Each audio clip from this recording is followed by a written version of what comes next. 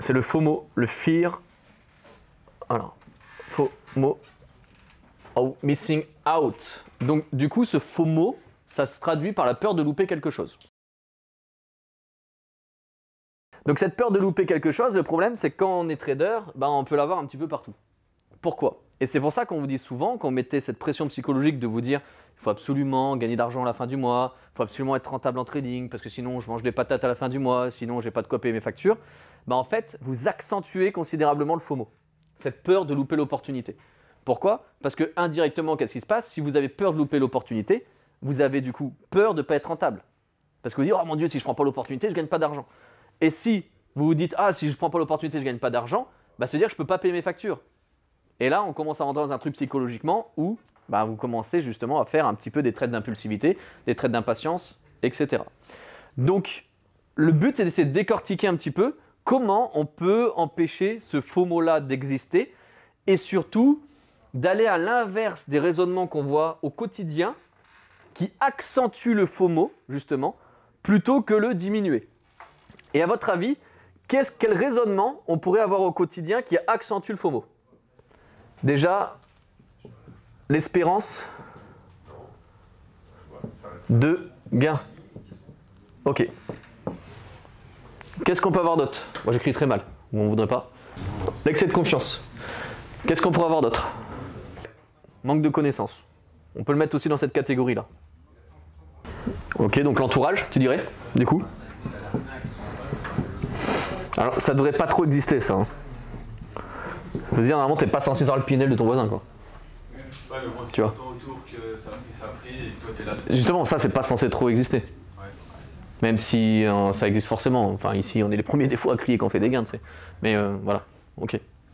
Je comprends que l'entourage, effectivement, peut accentuer le FOMO. Donc, je rappelle, le FOMO, c'est vraiment la peur de manquer l'opportunité. L'impatience. Intéressant. L'impatience. Et quand on emploie le mot impatience, ça vous évoque quoi?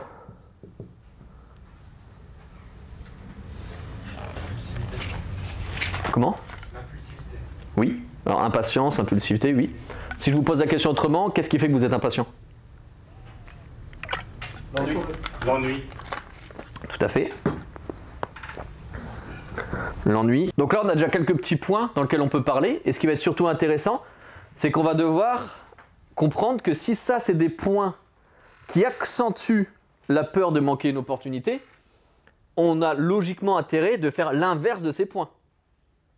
Si on veut pouvoir être patient, justement, et si on veut ne pas avoir peur de louper une opportunité. C'est bête, mais on est d'accord avec ça. Si on parle de l'espérance de gain, ça se traduit par quoi? Quelque part, moi je suis absolument convaincu que quand vous appuyez sur le bouton on de vos PC, l'espérance de gain, ça là, ça doit absolument pas exister. Le métier de trader, c'est quoi? Gestionnaire de risque, on le répète tout le temps. C'est de gérer le risque. On ne vous demande pas de gagner de l'argent. Et je sais, encore, ça me fait mal quand je dis ça, ça pique. On vous demande de savoir ne pas en perdre. Et quand vous en perdez, on vous demande de limiter la casse. Pourquoi? Parce qu'il n'y a que comme ça que oui, vous allez générer de l'argent. En sachant perdre et en acceptant l'échec et la perte. Parce que si on n'accepte pas l'échec et la perte, on rentre dans le cas où on décale les stop-loss, on rentre dans le cas où on décale le daily stop, on rentre dans le cas où on sort du plan, on enchaîne, on enclenche le premier maillon de la chaîne qui fait qu'on développe des biais psychologiques qui font qu'on ne va pas être rentable. Je reprends encore cet exemple de l'alcoolique. Je crois que vous avez cité un petit peu lors de la première phase.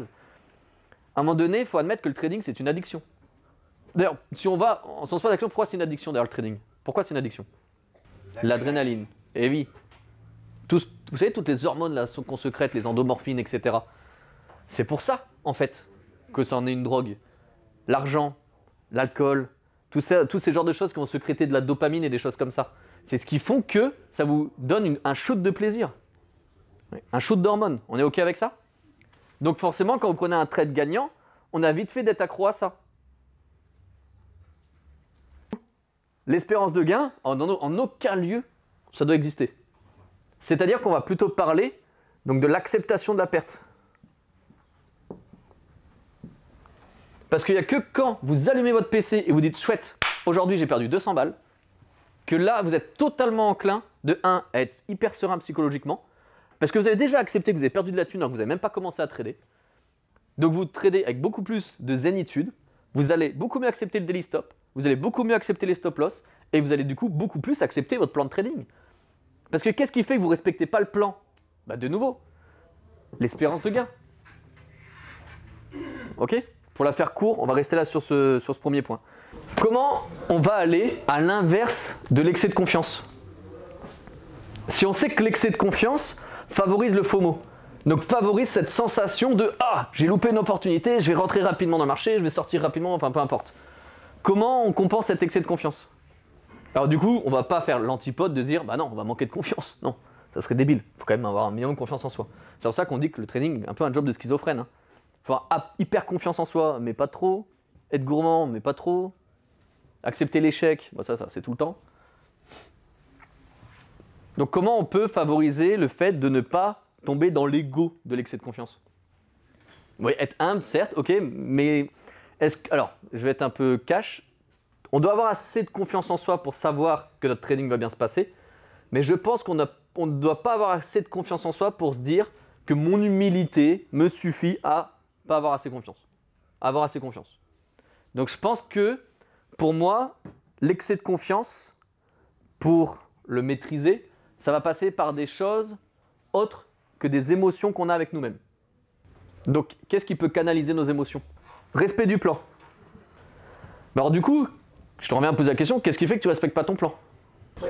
Oui, mais alors dans ces cas-là, je voulais que... oui, là, la non-acceptation de la perte est une conséquence du non-respect du plan.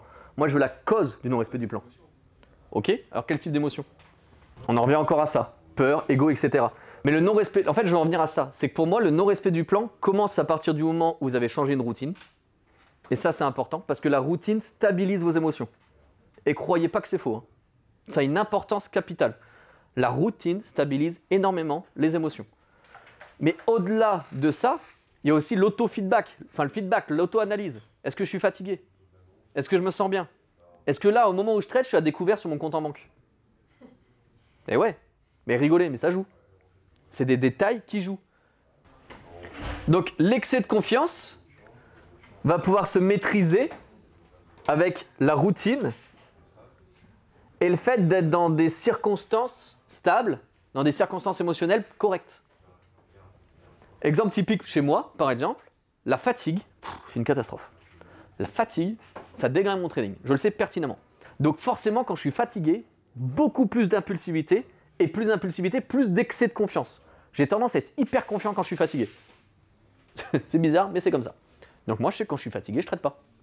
Est-ce que vous pensez que le trader est 100% responsable de ses gains ou que le marché est 100% responsable des gains du trader? Hyper intéressant. Si le trader est 100% responsable de ses gains, on est d'accord que finalement, il n'en a rien à faire du jour auquel il trade. C'est pas lui, enfin c'est pas le marché qui fait son argent, c'est lui qui fait son argent sur le marché. C'est-à-dire que la priorité, c'est avant tout, est-ce que je me sens bien? Et si cette réponse est oui, bon bah là, est-ce que c'est une bonne journée pour trader? Vous voyez l'ordre des priorités? Première question, est-ce que je me sens bien? Ok. C'est bête de mal écrire parce que je sais plus ce que j'ai écrit. Manque de quoi? De connaissances. Bon bah, du coup, je pense que l'inverse de ça, c'est quoi? Bah, se former. Manque de connaissances, c'est être éduqué, j'ai même envie de dire. Parce que je pense qu'on peut parler d'éducation par moment. Hein. Ouais. Tu as donné un super bon exemple et tu viens d'appuyer pile poil sur un point sensible du FOMO. Parce que regarde, là tu es en train de me dire, écoute Amal, on est éduqué en mode, si tu travailles, tu gagnes de l'argent. Tu travailles pas, tu gagnes pas d'argent. Ok? On est éduqué en mode, plus tu fais, plus tu gagnes. Ça, c'est ce que tu me dis. Alors pourtant, dans le trading, c'est moins on fait, moins on gagne. Donc oui, il y a une question d'éducation là-dedans. Mais imagine du coup, ce principe où tu as un fondement éducatif depuis 20 ans, 30 ans, 40 ans, 50 ans, qui est comme ça. Qui est que moins tu fais, moins tu gagnes. Tu vois ce que je veux dire? Et si tu gagnes de l'argent, travaille. Imagine, tu as ce fondement-là. Et qu'en plus, dans le trading, tu te rajoutes les dettes, les charges, les factures, le stress, la fatigue. T'imagines la catastrophe que ça donne? Donc tu as tout à fait raison. C'est pour ça qu'on en revient à ça. Déjà, est-ce que je me sens bien? Et où il y a ce travail effectivement de croyance, d'éducation, et tu as tout à fait employé le bon mot, cette éducation dans le trading qui est complètement à l'inverse de tout ce qu'on voit dans le système normal. Tu as tout à fait raison. L'entourage. Comment on compense ça? Quand on dit l'entourage, c'est ici ou à l'extérieur? L'entourage, quand on dit l'entourage, c'est l'entourage qui t'influence dans ton trading de manière négative. On va faire les deux cas, ok? Quand vous prenez un desk en salle des marchés, ça passe par quoi? Un casque. Ou tout à l'heure, j'ai vu Napo, excellent, il a mis une petite lanterne sur son PC. C'est exceptionnel. Lanterne rouge, il traite, faut pas l'embêter. Lanterne verte, bon bah on peut l'embêter. Ah ça a coûté 6 francs je crois. Il met ça sur son PC. Ouais, c'est génial, je trouve ça génial. Donc quand vous êtes en salle des marchés, bah ça suffit. Quand vous êtes chez vous, d'avoir une pièce adaptée, pas de trader dans le salon. Quand il y a les enfants autour, quand il y a la famille autour, quand il y a votre homme, femme, mari, époux à côté. C'est d'être dans un cadre. Vous imaginez pas l'importance, encore une fois, parce qu'on en revient sur la routine. Hein. Vous n'imaginez pas l'importance du conditionnement en tant que trader. Moi, je trouve qu'il y a une différence énorme entre se lever chez soi et travailler chez soi. Mais ça, c'est dans le trading comme partout ailleurs. Hein. Je suis désolé, hein, mais c'est partout. Hein. Ou pour moi, en tout cas pour ma part, je suis beaucoup moins productif que se lever, se doucher, se préparer et aller à son travail où c'est un lieu de travail où on fait quoi? Que de travailler. Pas regarder la télé, pas faire des loisirs, pas manger, pas recevoir des amis, pas boire un café, etc. Vous voyez ce que je veux dire? Le conditionnement, là-haut, il est vachement différent. Mais on le voit aussi, enfin moi je le vois aussi vraiment dans le sport. Moi, je suis très sensible à ça parce que moi, ça m'impacte énormément. Mais vraiment. Dans le sport, je veux dire, j'ai des vrais résultats quand je me lève et que je vais à la salle de sport. Quand je décide de me faire des séances de sport chez moi à la maison, ça ressemble à rien. Hein. Perso, moi, ça ressemble à rien, je vous le dis. Hein. Ça se voit d'ailleurs, ça fait 1 an et demi que je fais plus de salle, ça se voit. Bon, bref. Très souvent aussi, c'est aussi l'entourage va être problématique dans le côté familial. Hein. Des personnes qui ne se sentent pas soutenues, de la famille qui ne comprend pas ce que vous faites, le conjoint qui mais regarde, t'as encore perdu, qui ne comprend pas du tout c'est quoi un plan de trading. Bon, ça favorise pas, ça aide pas, on va pas se mentir. Hein. Et l'impatience, l'ennui, du coup hyper intéressant. Comment on peut canaliser ça, l'impatience et l'ennui? Pour moi, la première étape, on ne la vit pas tous parce que je pense des fois, suivant notre parcours de vie, on peut l'avoir vécu dans d'autres choses. Mais pour moi, la première étape, en tout cas, ça a été d'avoir mal. Quand on a marre, d'être impatient et de te prendre des claques parce que tu fais trop de trades, parce que tu fais des pertes, déjà, ça aide à devenir un peu plus patient. Même si vous allez voir que la création d'une mauvaise habitude est souvent plus forte qu'une douleur. Et ça, retenez-le, c'est hyper important. Hein. D'ailleurs, si vous devez retenir un truc cet après-midi, c'est ça. La création d'une mauvaise habitude est bien souvent plus forte que la douleur. C'est-à-dire que si vous avez pris l'habitude, je vous dis une bêtise, d'acheter tous les doubles tops, non seulement vous allez avoir mal, mais vous allez avoir mal très souvent parce que vous n'allez pas réussir à vous défaire de cette habitude-là. Donc, l'impatience, donc pour y revenir, la douleur va vous aider donc à arrêter d'être impatient, ça c'est un fait. Mais une fois qu'on a bien mal et qu'on arrête, qu'est-ce qu'on peut mettre en place pour éviter d'être impatient? Ouais, super, c'est une superbe idée. Des pauses par exemple, très bien. Des pauses. Changer le disque. Voilà, des pauses, ouais. Il y a tout un tas de choses. On peut rentrer encore dans le truc, respecter son plan de trading, respecter son protocole. Alors, quand on va juste parler du plan de trading, parce qu'il faut quand même en parler rapidement, s'il y a une phrase à retenir dans le plan de trading, c'est plus c'est clair, plus ça marche. Mais qu'est-ce qui fait que justement vous allez être impatient face à votre plan de trading? C'est déjà si votre plan de trading n'est pas clair. S'il n'y a pas une clarté magnifique dans votre plan de trading, forcément, il va y avoir de l'impatience. Ou autre chose, un autre biais psychologique. On est OK? Mais forcément, il va y avoir un non-respect du plan si votre plan n'est pas clair. Donc ça, c'est le premier point.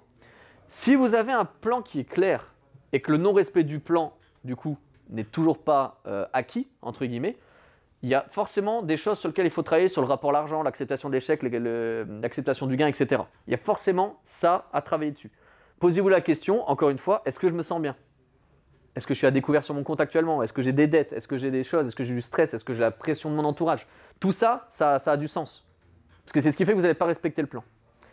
Une fois que ça, honnêtement, que vous vous sentez plutôt bien, bon, ok, j'ai pas 2 ans de trésorerie devant moi, mais je vois dans les 3-4 prochains mois, je suis quand même pas trop mal, ça va.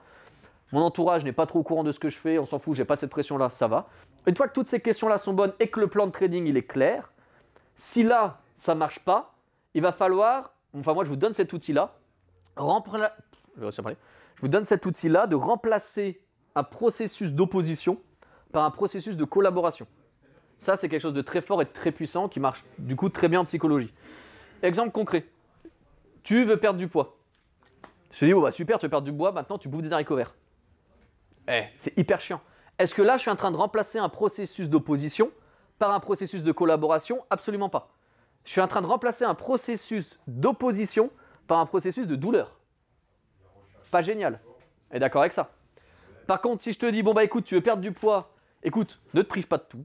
Fais juste gaffe à ça, gaffe à ça, gaffe à ça. Mets-toi quand même des petits plaisirs, tu vois. Et accepte d'avoir un résultat sur du long terme, mais step by step. Mais surtout, moi ce que je veux, c'est qu'à chaque fois que tu as perdu 1 kilo, tu te fais le resto que tu as envie. Ah bah tiens, là c'est vachement différent. Là je suis plus dans un processus d'opposition, je suis en train de collaborer avec moi-même. Une personne, moi, qui a des difficultés sur le respect de la discipline de son plan, la première chose que je lui demande, c'est je m'en fous du résultat, mais au plus haut point. Je veux qu'à la fin de la journée, tu sois fier de toi d'avoir respecté ce que tu as fait. Et si c'est le cas et que tu es fier de toi parce que tu as respecté ton morning meeting du matin, tu te fais un kiff. Tu te fais un kiff. Tu vas à la salle de sport, enfin je ne sais pas le kiff que vous pouvez trouver, ça c'est un rapport avec vous-même. Mais il faut vous trouver un délire. Il faut vous trouver un truc qui vous drive. On est d'accord avec ça? Donc toujours remplacer un processus d'opposition. Pourquoi ça rigole là-bas? Ça dit des bêtises chiants. Toujours remplacer un processus d'opposition par un processus de collaboration. Tout le temps, tout le temps, tout le temps. Donc ça va vous aider dans la patience.